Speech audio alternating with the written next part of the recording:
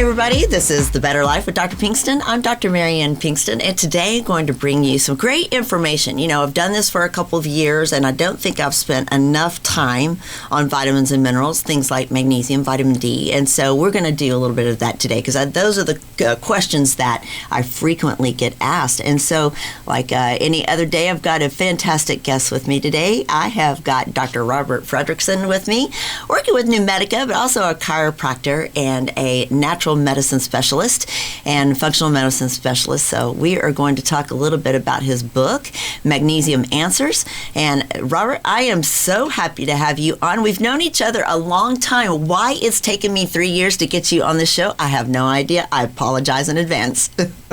Well, Dr. Pinkston, thank you so much for having me today. It's been a long time coming, and I've been a big fan of your work and definitely of your podcast work for some time. So it's definitely been an honor to come on today. Thank you. I appreciate that. I know you have a podcast too, so we're going to highlight that as well. And then one of these days, I think you're going to drag me on there. No? Yeah. Yes, we're going to definitely get you on. So it's going to happen. Manipulation. I'll draw you live and in front of everybody. Now the world knows you're coming on. So it's been established. Exactly. But welcome in. I'm so glad. So, you know, in the vitamin and mineral world, lots of myth, lots of places where people can make mistakes and be dragged the wrong way. I mean, first of all, tell us a little bit about you and kind of your background and all, and then let's jump in and get people some great information. Yeah. So when I was 3 years old, no, I'm just kidding. My story, I've always kind of been in this. I was an athlete growing up. I played all kinds of sports, and I've always kind of lived this really healthy lifestyle. And when I was in college, hurt my back really bad, and I went to a chiropractor, and I just really was fascinated with what they did to help me so fast. And so that was kind of my career track. Fast forward, you know, when I was in practice, I thought I was doing everything right. I was exercising, you know, pretty intensely 7 days a week, 6 or 7 days a week, eating relatively good, taking vitamins and supplements. And I started really getting a lot of just pain, inflammation, and no doctor could figure out what was happening to me. And every doctor told me the same thing. Hey, you're too young. You're too healthy. Like, you don't have arthritis. And I remember having like the hand x-rays and taking all the diflucanac, you know, pain creams. And I wasn't a big medicine guy, you know, in case it's, you know, warranted, of course, but I just didn't feel like I should be taking pain pills at 27 years old, you know, every single day. And so I started just doing my own research, and one of my patients said, hey, you need to go see a functional medicine doctor in Austin. So I went to him. They tested my genetics. They found, you know, MTHFR, I didn't have the VDR, TAQ SNP for vitamin D. And anyways, I was already taking vitamins, Dr. Pinkston, but I got on some of these quality, what we call medical grade vitamins. And within a week, I could make a fist. I could bend down and, you know, almost touch my toes, which I hadn't been able to do because I was so stiff. Right. I mean, I was going home after a full day of practice and just laying there on the couch. And I didn't like that because I just had my first son and he was 6 months old, and I just didn't want to be that type of dad. You know, I wanted to be the dad on the floor doing what I love to do. And so functional medicine changed my life. And so and it was just going back to it. I was like, because I was taking magnesium at the time, I was taking B vitamins, I was taking fish oil, but I was taking retail crap, and it just wasn't giving me, I didn't know. I didn't know about these huge differences in the quality of vitamins back then. And I just thought everything was kind of created equal, which probably a lot of people do. But for me, it was just a huge game changer. I was like, just changing the quality of my vitamins made such a huge difference. And so that's why I'm so passionate about it. I mean, I've seen this change so many people's lives firsthand, and through others, doctors care just from what the stories they've told me. So it's just been a very cool journey, and I'm very passionate about this. Not a lot of people know about it. It's still kind of a niche area, this medical grade supplement field, but I'm very passionate about bringing kind of this information to the masses. Right. And so talk about that quality difference, and, you know, why is retail versus the medical grade world so at odds? Why is it so different? Well, supplements, they're not FDA regulated. And that means like they're not going to, and we probably don't want that. We probably don't want FDA approving our supplements because they're going to take them away. But there are checks and balances that supplement companies need to do. They need to be, you know, certified good manufacturing practices. They need to be NFSS certified. They need to be doing in-house testing, but also third-party testing. Third party. Retail vitamins are notorious for doing these huge blends. I call them proprietary blends, which really you're allowed to do, but it's kind of shady business, because then you're just saying, hey, we have ashwagandha in there, but we're not going to tell you or disclose you what the amount is because it's secret.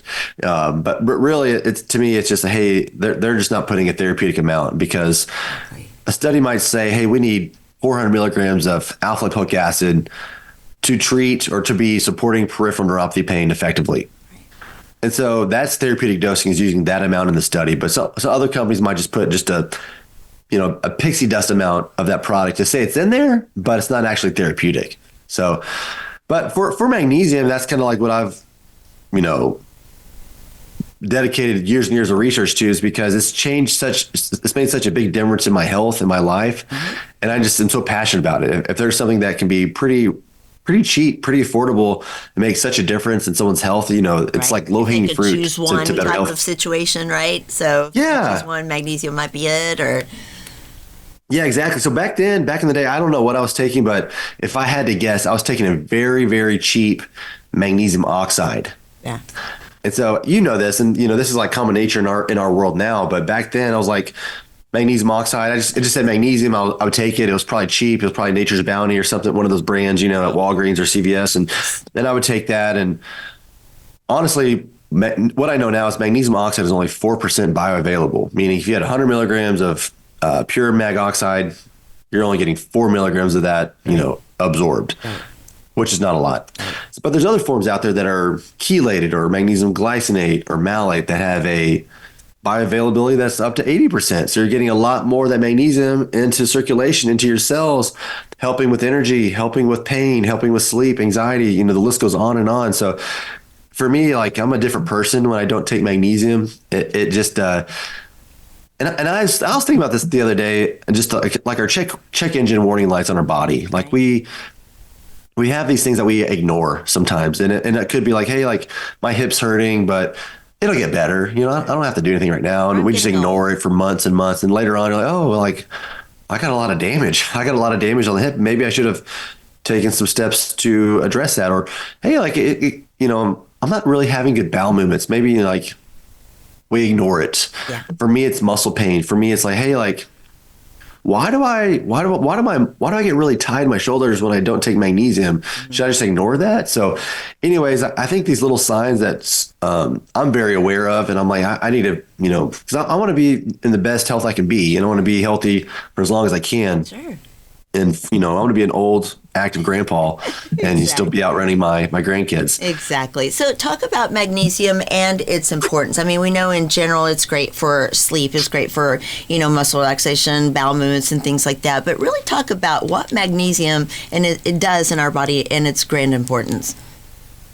Well, in school, when I was in chiropractic school, the answer for all the test questions was, what minerals involved in 300 biochemical enzymatic reactions? Right. And the answer was always magnesium. And so I knew back then, like, okay, if something's involved in that many, reactions in the body, we don't want to be deficient in it. Right. Now we know it's over 1,000 different biochemical enzymatic reactions. So the list just keeps growing. And so if it's a catalyst or a cofactor for all these different things, and 50 to 75% of the adult American population is deficient, mm-hmm.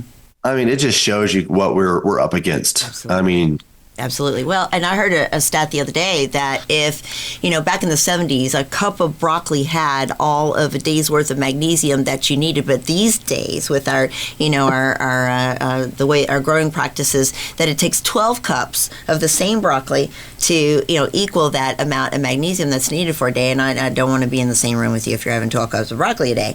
But, that is not something that we can really attain and do. So, magnesium, like you say, is at the basis of all these, small things that our body does that leads to the grander scale.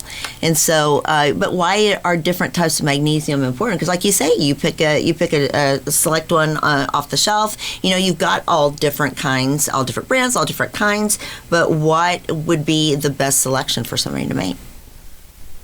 Well, magnesium is popular, and for good reason, because we need it. The soil has declined, like you just mentioned. Absolutely. The food quality content, I mean, it's drastically decreased. I would say our stress levels, I don't know what stress was like back then, but I feel like it's even more with social media and the fast-paced lifestyles that we live. Yes. And we know during stress, this is from James Laval, your friend and colleague, Yes. the first mineral depleted during stress is magnesium. Gotcha. And so, I mean, that right there, if you don't have magnesium, you're going to have an improper stress response. You're going to raise up too many catecholamines, cortisol, et cetera. And it's just going to be detrimental long term. So magnesium is really that buffer that we need that so many people don't have enough of. So you might go to the supplement store and say, okay, magnesium, I need magnesium. What do I take? And you look at the bottle, you look for the cheapest one. Boom, got it, go. Well, it's not that easy. You need to turn that bottle around, see what form of magnesium it's in, because there's a big difference in, like, I'm going to go through the lowest absorption ones to the highest absorption. Okay. So magnesium oxide, carbonate, hydroxide, those are the lowest of the low. Mm-hmm. If you needed a cheap laxative, that might be the route you go to. But if you really wanted a good product or good magnesium for constipation, I would choose magnesium citrate. Right. And a lot of people on GLP-1s, semaglutide, Ozempic, et cetera, there is some side effects of, sluggish bowel motility. And so that's kind of like the magnesium I recommend for those type of patients. If you're looking for just something to like raise up magnesium levels quickly, if you're very deficient, I would look for like a magnesium malate, which is great for muscle pain, or a magnesium bisglycinate, which is great for sleep, anxiety, or even the magnesium L-threonate, which is a kind of a more of a specialized one, more designed for brain health, cognition, even some studies supporting dementia, cognitive decline, and even Alzheimer's. So there's a bunch of different forms. Even orotate is another cool one, and and taurate. Those are some other unique ones. You don't really find those as often as the malate, glycinate, or threonates. But there's a lot of good forms out. You just have to know what to look for. Right. And I usually recommend magnesium glycinate. And I'll tell you a little story about glycinate. Knowing that was the one I should choose, I was waiting on my shipment from, one of the companies, because I buy more pharmaceutical grade. So I was waiting on a shipment, but felt like I needed some immediately. So I went and bought something on glycinate at the store. It's available. It's a local brand here that claims to be, reputable, sell things reputably. And so took it. And for about 2 weeks, I noticed my blood pressure was like 160 over 100. I never have blood pressure like that. My goodness, could not figure out what was going on. I finally keyed in. I thought, oh my gosh, that's the thing that I added 2 weeks ago. Just something innocently off the shelf, supposedly reputable. Turned out to be the version that I was taking. It wasn't the magnesium at all. It was whatever they put in it. Be cautious, because you don't know. There was a study, I think CBS had this probably 10 years ago, that they took things off the shelf and found that some of the products even had, not only did it not have what they said was in it, their dosage and all, but it had talcum powder as a filler, and it's so frightening, and so those are the things that can happen. But glycinate is usually what I recommend. Is that something you usually recommend? I do. Well, let me tell you this about glycinate, because that is the most, if someone came off the street and said, what form should I take? I would usually say magnesium glycinate. But of course now it's more confusing or more challenging, I should say, because companies have caught on to this. And there's always, and I'm not saying the professional grade brands that we work with, but retail has caught on. They now can take a glycinate and they can buffer it with magnesium oxide. And so they can say you're getting glycinate, but it might be only 25% glycinate, 75% oxide, in order to save cost for whatever reason. Because in general, magnesium glycinate is not even that expensive. Right. It's mind-boggling to me, Dr. Pinkston. It honestly frustrates me, because you're like, we have a magnesium deficiency problem. Let's fix it with quality nutrition products. Why water it down? What are we doing? Well, it's not expensive in the first place, right? So. And so, so when I say glycinate, I say look for like a bisglycinate. It's basically the same thing, but usually companies who list it as bisglycinate, they're saying, hey, there's 2 molecules of glycine that have been chelated on there. Typically, they aren't going to buffer it. So I think that's a good starting point for the average consumer. Hey, just look for a magnesium bisglycinate. Right. And so, we know that they can get good vitamins through our sources and whatnot. So do you have sources that you like?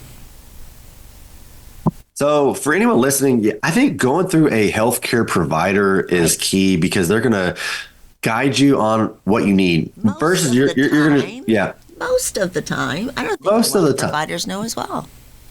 Yeah. Well, so I mean, yeah, I think just having, hey, I need magnesium. What do I take? What's this good brand? In general, these brands are generally available through healthcare providers or independent pharmacies, New Medica, orthomolecular products, Designs for Health. Yes. Those are some of the ones that I like. I do like another brand called Jigsaw Health. They have a great electrolyte product. They have this also a magnesium SRT. It's like a time released magnesium. Really? So some people are sensitive to magnesium because of the bowel inducing effects that some can cause, or the laxative effect. Yeah, So largely actually, that happens a lot. yeah. What dosage is important then if they're taking, say the bisglycinate? What dosage would be important? Well, it depends on the level of deficiency. And if you have someone who's just been eating the standard American diet for years and years and years, they have a ton of stress, they're overweight, maybe they're on a couple of medications because a lot of medications deplete magnesium. I think a good starting point for most people is about 400 milligrams. And you should spread that dose out because some people think, oh, we should just take it all at once. Well, you can, but but it's also the studies show absorption is actually better if you spread it out. So you do maybe 2 capsules in the morning, another 2 at lunch, 2 at dinner. Right. I have been doing and recommending something kind of newer as of recently. It's called a magnesium loading phase or protocol. Okay. And basically what that means is, hey, if you're deficient in magnesium, it's going to take a while for that 2 capsules a day of the product you're taking to make a difference. So you should probably load for, a period of 3 months. Hey, I'm going to take maybe triple the amount for a short duration, and then find my maintenance dose to kind of maintain that level of optimal magnesium status for the long term. Okay. Gotcha. And so, or maybe like you went on a trip, you went on a vacation, or you just had a lot of stress. Something happened in your life that was, very unique to you and you're going through it. So maybe then you take a little bit higher magnesium. So of course, I always say test, don't guess. Look at your levels, look at your RBC magnesium levels, try to get to a level that's, 5.7 to 6.0 or higher if you can, because that's really going to show the magnesium saturation rate. The serum test is not really a good test unless you're in the hospital setting. It's because everyone's kind of gonna be where they are because your body's constantly taking magnesium from the bones or soft tissues to use in all these enzymatic reactions. So the serum test is really a poor test in my opinion, but and it's only 1% of the magnesium is 1% or less of the total magnesium in your body. Well, let's take this a little bit further. We're going to take a really short break and come back on the other side and not only talk about how to find out more information about you and this, but we're going to open this up a little bit. So let's take a short break. Robert, we'll be right back. Depression, anxiety, low energy, weakness, these are just some symptoms of low B12 levels. And the absorbable B12 folate supplement that's helping people declare victory over depression symptoms is De Novo Plus B12 by Magna Pharmaceuticals. Patients with symptoms of depression often exhibit low levels of folate and vitamin B12. The human body needs sufficient folate intake to produce the essential neurotransmitters serotonin, dopamine, and norepinephrine. These neurotransmitters alleviate feelings of sadness, anxiety, and gloom. What makes De Novo Plus B12 so successful? De Novo Plus B12 contains readily absorbable folate and B12. That means it's more successful at correcting the root cause of your deficiency, not just the symptoms. Whether you are suffering with low energy, depression, fatigue, or anxiety, you owe it to yourself to learn more at magnaweb.com. That's magnaweb.com. Please let us know at checkout that you heard about De Novo Plus B12 on The Better Life with Dr. Pinkston. Welcome back, everybody. I'm with Dr. Robert Fredrickson, and we are talking about vitamin D. Well, we're talking about magnesium, and then we were going to talk about vitamin D here in just a few minutes, but talking a little bit about serum testing and things like that. But I would love for you, please, to say where people can find out more information about you and your book, Magnesium Answers. Thank you so much for having me on again, Dr. Pinkston. People can find me online. They can find me at fredricksonhealthsolutions.com. They can find me on social media at Dr. Robert Fredrickson, and they can find my book, Magnesium Answers, on Amazon. Should just be under search Magnesium Answers book, and it should pop right up. That's so awesome. Thank you again for having me. Sure, and I'll have all of that on my website, so drpbetterlife.com, and you'll find a lot of great shows in the past or whatnot, but I'll have all of his information there. But we were really deep in the conversation there. Let us go right into break. So interested. What about, the serum testing and things like that? And then what about vitamin D?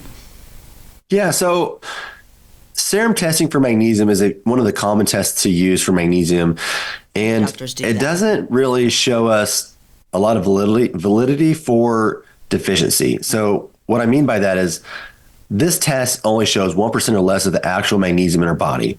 So it can appear normal on a lab reading, but you're still deficient. And so several studies have actually alluded to that. So I prefer the RBC magnesium test in conjunction with the serum test, because then you can really see, hey, what is your body using at that time for the serum, but how much is actually getting absorbed into your cells? Because we know that magnesium is that intracellular cation that exists inside of the cell. So we want magnesium inside of the cell, and if it's not getting absorbed inside of the cell, then it might not be having the same, function that we expect it to do. Okay. For vitamin D, so vitamin D is highly popular. Everyone knows about vitamin D at this point, hopefully. We know we get it from the sun. We know we can get it from fatty fish and fatty foods. We know we can get it from supplements. Now, a lot of people don't know is that magnesium is a cofactor for 8 different steps of activation of vitamin D, meaning you could be out in the sun all the time, be magnesium deficient, and you might not have a good serum level of vitamin D because of that. Yes. So, these vitamins and minerals, they all work together.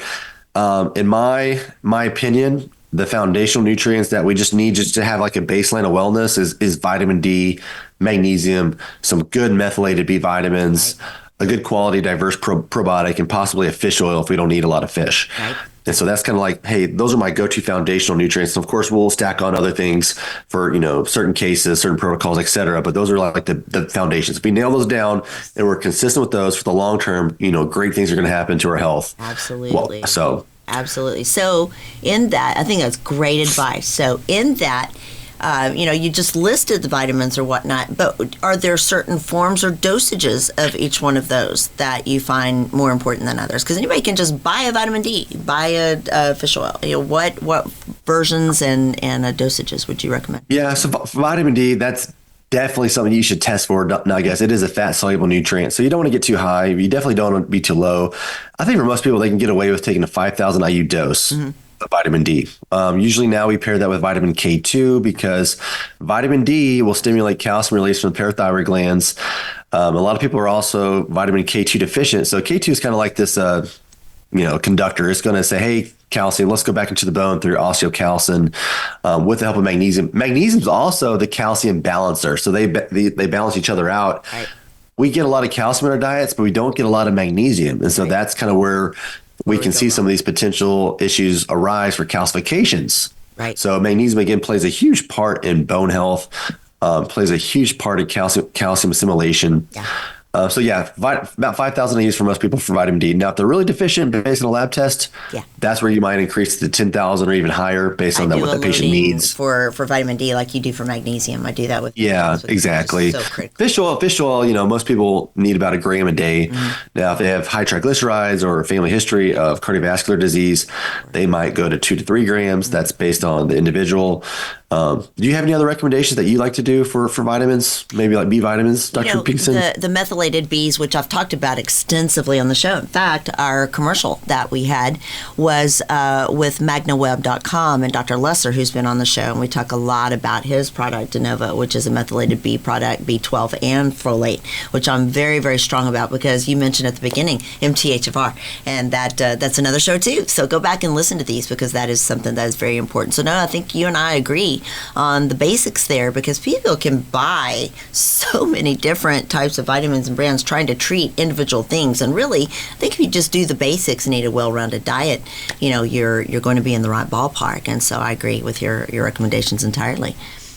Yeah, it's all about the basics. I mean, for vitamins, those are my foundational 5 supplements. But I mean, for basics for health, we probably share the similar thought process. It's nailing down sleep, managing our stress, getting enough exercise, getting enough activity, eating unprocessed foods as much as possible, eating a good nutrient-rich diet, and then having a good community, being around the ones we love, our friends and family, and having that, that network together. And I think that builds just a great foundation for health and for vitality for later on in life. Absolutely. And I think you mentioned the big one, stress and sleep. And so with all these people who are trying to lose weight and trying to, get their health together, I think stress and sleep are at the absolute top of my game for talking with patients, especially on the weight loss front. I have a weight loss clinic that I do with patients, and most of the time they're not losing, even though they're using a substance of, some of the prescriptions, the injectables or whatnot, they're not losing weight. And that is always the factor right there that we nail down. It's like, you're not sleeping, you're working shift work, things like that. It makes a tremendous difference. So with about a minute and a half left, I want you to talk about where we can find you and your information. Yeah, so I'm online. I'm on Instagram. I'm on mainly Instagram or TikTok. Fredrickson Health is my TikTok handle. Dr. Robert Fredrickson is my Instagram handle. Magnesium Answers is on Amazon. Yeah, so that's about it. And yeah, just to mention like the core tenets of health, sleep and stress. Yes. Magnesium plays a huge part in those. And it also plays a huge part in energy production. So all these foundational things that we're constantly talking about, magnesium plays a huge role. Absolutely. So it's like, if we're deficient in that, it's like, it's going to be harder to achieve better sleep, harder to achieve, stress resilience, better to have the energy we need to exercise as effectively as we need to. So magnesium, again, is a foundational nutrient that we do not get enough of. Absolutely. If I was on a deserted island and I could only take one vitamin or supplement with me, my answer is always magnesium. That's great. And why you are here, and I appreciate it so much. So please, everybody, go to drpbetterlife.com.